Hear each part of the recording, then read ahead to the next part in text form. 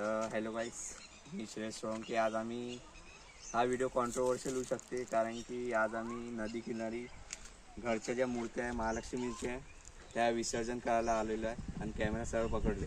तर चला आता आपण खाली जाऊ. चल रे, मागं मागे माझे चालूच राहू दे, व्हिडिओ बंद नको करू. अबे इकून झाले पाहिजे होतं ना बे.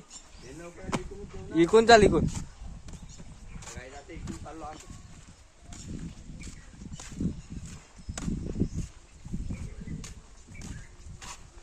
ये लवकर.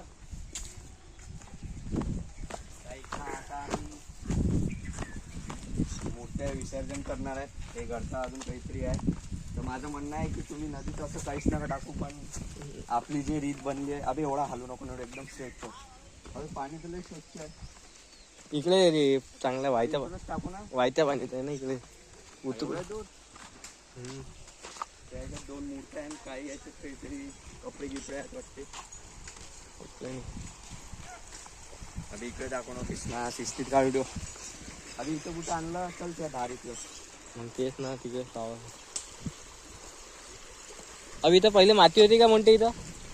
इथं नाही, इकडे दाखव.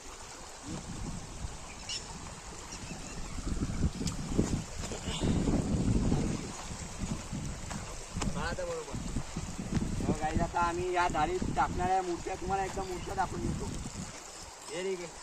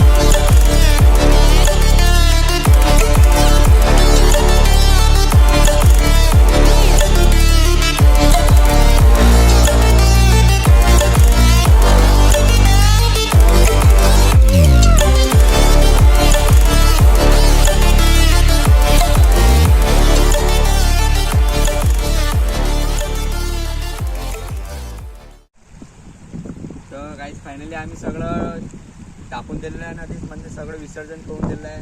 आणि माझा एकच हे आहे, निरोप द्यायचा आहे सगळ्यांना की तुम्ही काही पण अशा वस्तू पाण्यात नका टाकू. पण आता माझ्या घरच्यांनी सांगितलं तर मला पण काही पर्याय नव्हता. आता मी या मूर्त्या पण कुठं फेकू नाही शकत.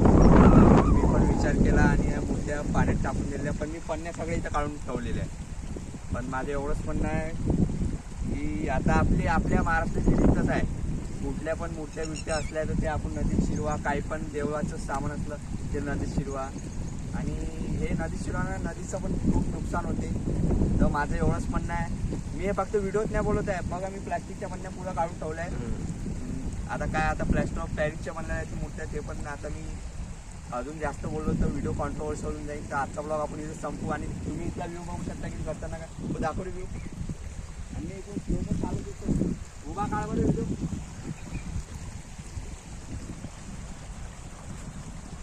तर गाईज आजचा ब्लॉग आपण इथंच संपून देऊ. बस माझे एवढंच म्हणणं आहे. आणि हे नदी दिवरवाडा आणि मेघात नदीचा संगम आहे इथं. आणि हे नदी तालुका चांदूरबाजार, जिल्हा अमरावती, गाव दिवरवाडा. मादान गावाहून फक्त 5 किलोमीटर. मी मादान गावचं नाव यासाठी घेत आहे कारण की मी मादान गावातला मुलगा आहे. तर बस आजचा ब्लॉग. आणि एक आखरी निरोप, फक्त आपल्या नद्या वाचवा कारण की नद्या खूप खराब होत आहे. गंगासारखी नदी खराब होत आहे तर हे का आहे. तर बस माझा एवढाच निरोप आहे. पण आता मी काहीच बोलू नाही शकत. खूप लोकांनी आवाज उचलले, त्यांना दाबून टाकलं, मला पण दाबून टाका असं माझं म्हणणं नाही. पण प्लॅस्टिक बिस्टिक टाकलं नाही पाहिजे नदीत. तर माझे एवढे काय दुरून निघत आहे का चांगला फुल के फुल. तर एवढंच मत आहे.